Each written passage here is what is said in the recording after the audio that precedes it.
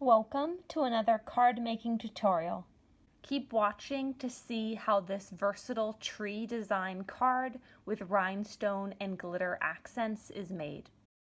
Shown here and linked below are all of the supplies that you'll need to make this card.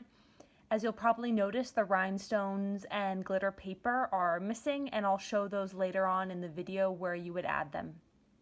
The first step is to take your base paper and pencil and draw out the design on the card.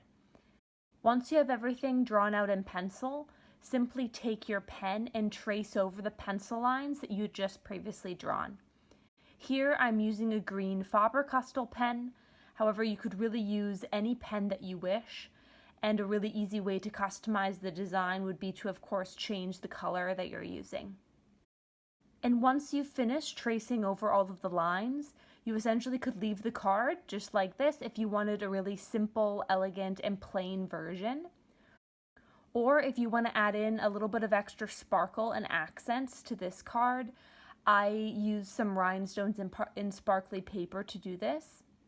And essentially you'll just be adding these elements onto the base card that you just previously made.